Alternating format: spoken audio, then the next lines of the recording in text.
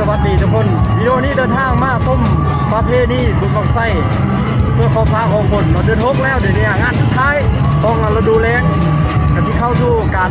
ทำให้ดำหน้าเลยตอนนี้มาเบิ้งบุญบังไฟที่บ้านคนม่วงเบิ้งเซโปนแขวงพัทเขตเนาะเดี๋ยวไปติดตามเบิ้งบรรยากาศการจุดบังไฟเพื่อขอพาของคนทำกันเลยทุกคนได้งานนี้ถือว่าคึกคืนตอนนี้เวลาบ่าย3-4 โมงเนาะพอดีกำลังมีการจุดบังไฟแบบโล่ๆอะไรตอนนี้นะไปเบิ้งกัน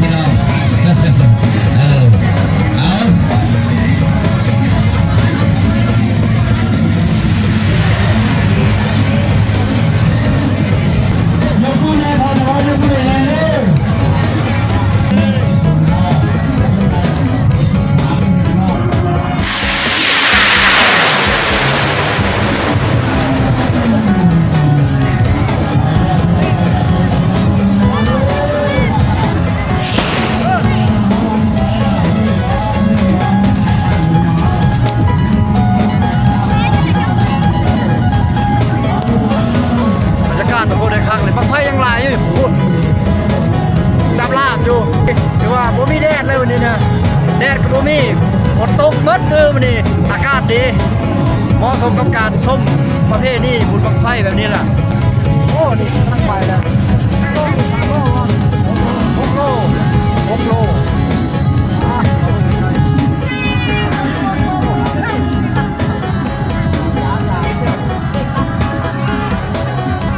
รับแล้วว่าอ๋อไม่น้ำไป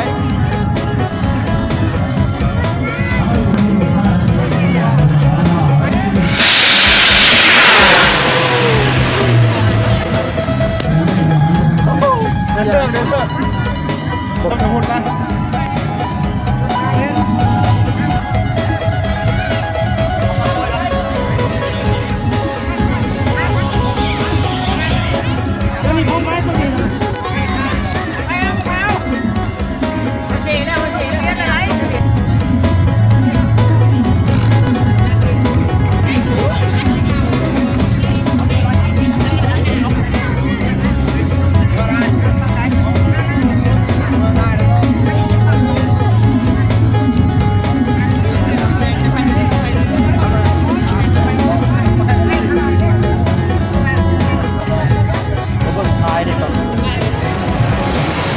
ไฟดูว่าบ้าแล้วเลยเป็นบอกบ้า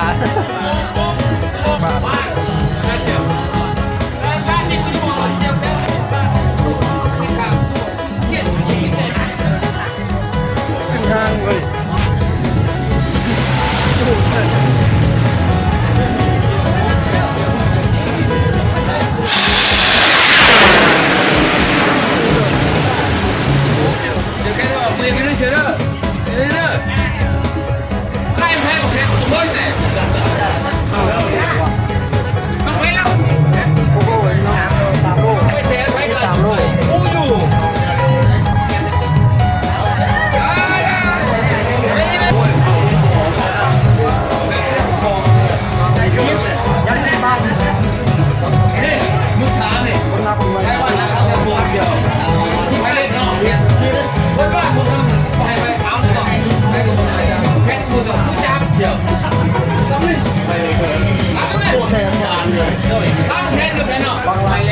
บางเรา7 แสนกี่3 โล7 แสนกี่โอ้โหเนี่ยแค่โลนะแค่ก็300กี่พันเดี๋ยวก็เลยเดียว2,000แล้วโอ้เจ้าเอาแค่วางเนื้อมาตามกันประมาณรถแข่งผมไม่ต้องจะรู้นี่ขนาดสั่นกว่าเนี่ยถ้ารถแบบ95 เซนมัน8แล้วแม่น5 เซนโอ้ยกี่เนี่ยชนนั่นเลยเดี๋ยวแข่งว่าซ้ำเล่นในราคาต่างกันแต่เราขนาด6 โลขึ้นครับขนาดไหนไปไม่ต้องไปกินเดียวจางทำได้โฆษณาแล้วที่เขาขายกันครับ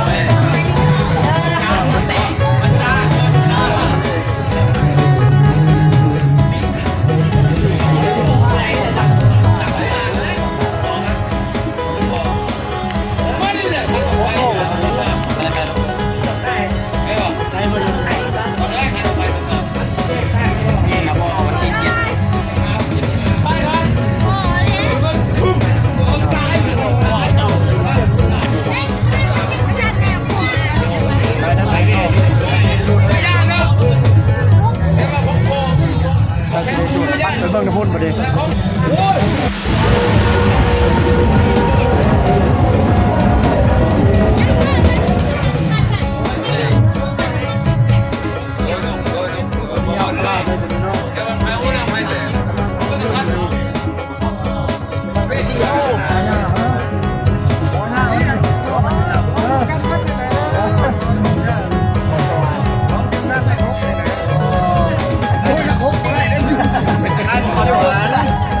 สายเหลืองบางนี้ของสายเหลืองน้ำที่เป็นสายเหลืองแล้วก็สายลำโพงมาถึงสวรรค์เขต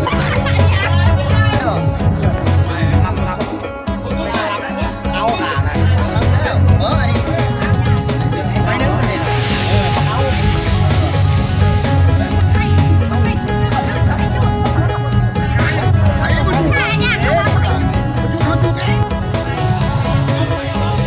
โ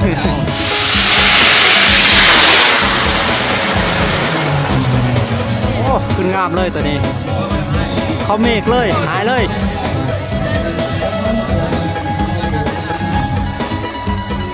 บ่เห็นเลยเลี้ยงขอบตาก็เป็นนั่นเขาแก่มาก็ธรรมดาเอาอาจจะมีเอาชื่อเนาะ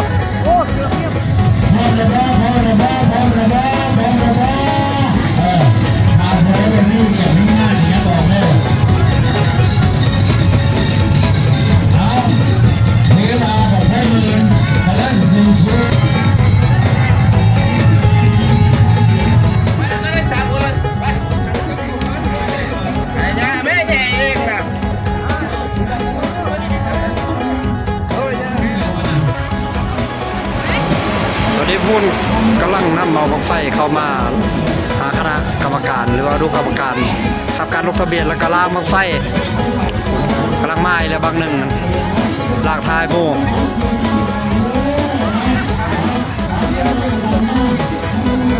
ประเพณีบุญบั้งไฟคือประเพณีอันหนึ่งที่ว่าสร้างความเบิกบานมวลชื่นทั้งเป็นการขอฟ้าขอฝนสืบทอดกันมาตั้งแต่สมัยดึกดำบรรพ์จนถึงปัจจุบันนี้ตอนนี้กำลังมาลุ้นกันว่าจะขึ้นงามหรือบ่บางนี้ลิปเมด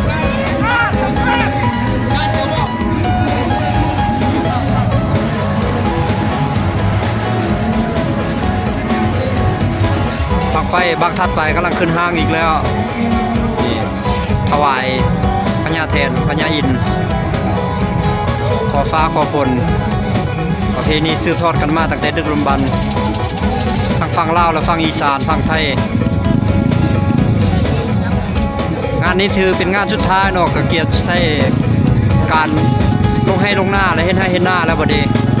ถือว่าเป็นอีกเรื่องประเพณีที่งดงามของคนลาวชาวพุทธแล้วก็คนไทยฝั่งแถวเขตอีสานมักเฮ็ดกันเนาะเดี๋ยวมาลุ้นกันว่าจะขึ้นงามหรือบ่บางนี้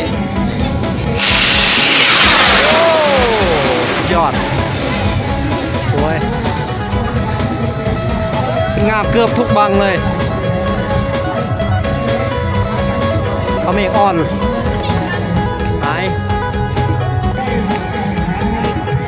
ชูด้วยสายเหลืองได้บังนี่ได้เดี๋ยวมาลุ้นกันทุกคนเลยจะขึ้นงามเท่าใดเนาะทีมงานนี่มาแล้ว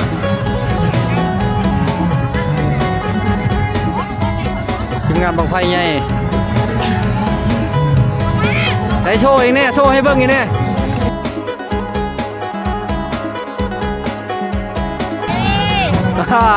คักของใหญ่เนาะใหญ่คัก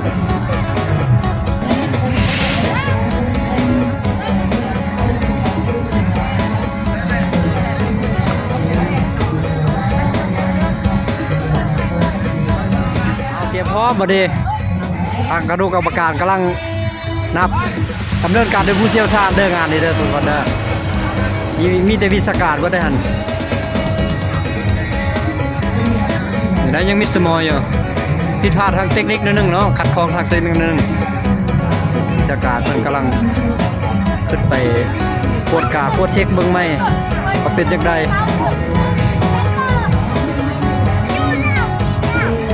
ยังขึ้นอีกทีหนึ่งนี่คือประเพณีของคนลาวและก็คนไทยปฏิบัติกันมาตั้งแต่สมัยดึกดำบรรพ์ประเพณีขอฟ้าขอฝนเอารอบนี้น่าจะโอเค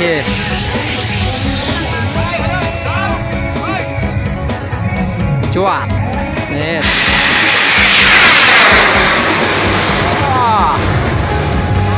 น้ำ น้ำสุกบังเขาเมฆอ่อนมดพอดีฝนตกนะวันนี้ฝนตกเมฆลอยต่ำแน่ไปแล้วบังไฟใหญ่บังไฟหมื่นไปแล้วบังไฟหมื่นนี่มาแต่พุ่นแหละทางเมืองไกรสอนโคบิหารพุ่นแหละ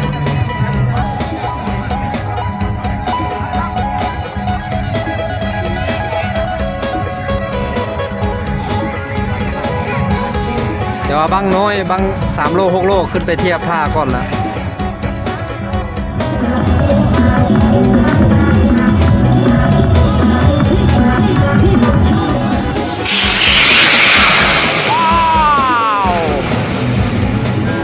บัก3 โลขึ้นไปแล้วบังเอิญกำลังเกียมขึ้นห้าง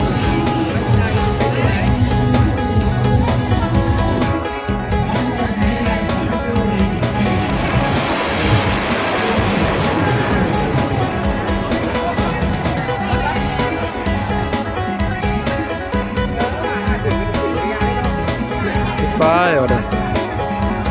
บางมื่นขึ้นไปบางมื่นจะขึ้นสู่เวทีใหญ่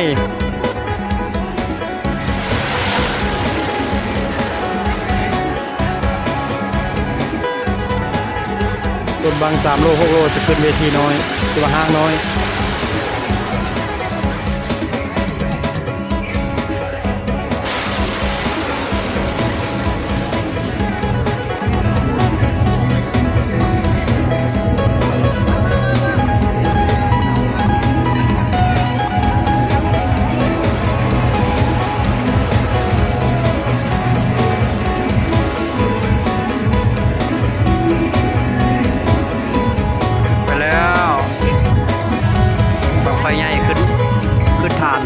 เตรียมปล่อยบนกองส้มกองเสียทางนั้นรอลุ้นอยู่ขั้นตอนต่างๆซึ่งดำเนินการโดยผู้เชี่ยวชาญและประสบการณ์สูงสุดหลายปีเป็นอีกหนึ่งงานที่ฮือฮาหลายทุกคนเลยสร้างสีสันบรรยากาศให้แก่กับแขกที่มาเที่ยวมาชมมีความลุ้นของส้มของเสียทางนี้ถือว่าเต็มเพียบอยู่เลยนี่ก็ได้ทั้งเต้น2 เต้น 3 เต้นรอลุ้นรอชมมีทั้งลูกกรรมการและผู้ชมผู้เสีย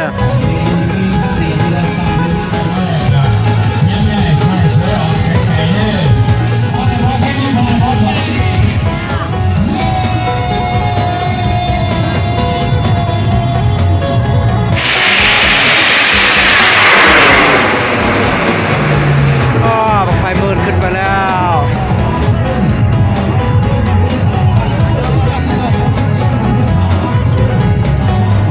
หายใจกับมิ่งเลยบืดกึบก็เห็นอย่างเลยไปแล้วปักไฟมื่นจากค่ายมังกรสวรรค์อยู่ที่ตัวเมืองสวรรณเขตเป็นแหล่งขายของวัดเจ้าหรือว่าอยู่แถวบึงว่าเท่านั้นแหละสำนักงานของวัดเจ้าดอกหรือว่าขึ้นงานอยู่ได้ยังอีก1 งานเฉพาะบุญบั้งไฟเนี่ยอยู่แถวเซโปนเนี่ย1 งาน 2 งานเลยแหละเดี๋ยวถ้ามีจะแจ้งอีกแต่ว่างานโมนี่คืออยู่บ้านนาโบเมืองเซโปนแห่งสวรรณเขตเนาะงานบุญบั้งไฟอยู่หมู่บ้านนาโบนี่ก็ใกล้แล้วเตรียมใกล้จะจัดแล้วมีปกเกินเดือนนี้แหละเดี๋ยวจะพาทุกคนไปเบิ่งบรรยากาศนำกันม่วนบ่ไอ้จัวม่วนบ่ไอ้จัวก็มาเสียบังไฟแสนบังไฟหมื่น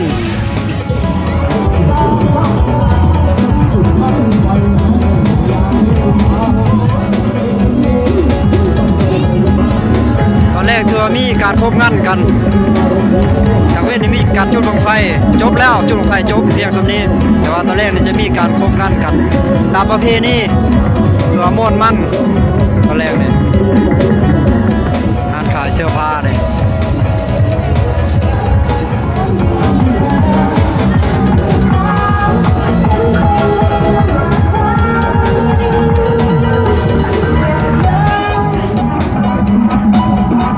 บักขลามเอกลักษณ์ของแขวงสวรรณเขตแต่บักบาทน้อยเอาเมื่อตอนหลานมากใหญ่นะมาก1 30,000 กีบมากน้อยมาก20,000 กีบสำหรับงานบุญประเพณีบังไฟแสนอยู่ที่หมู่บ้านพลม่วงแขวงสวรรณเขตปีนี้ถือว่าจบสิ้นเพียงเท่านี้เนาะแต่งานต่อไปจะเป็นหมู่บ้านนาโบเมืองสีโปดแขวงสวรรณเขตเด้ออีกบ่พอเท่าไรวันข้างหน้านี่แหละ เดี๋ยวจะอัปเดตพาทุกคนไปรอเบิ่งบรรยากาศนํกันเลยโชคดีมีไส้อยู่ดีมีแห้งกันเบิดสู่คู่สู่คนเด้อร่ำรวยอายุติดตามเส้นทางการเดินทางของเบารัดได้ในคลิปสบายเนาะสำหรับคลิปวิดีโอนี้ขอกล่าวคำว่าสำบายดีสวัสดีบ๊ายบาย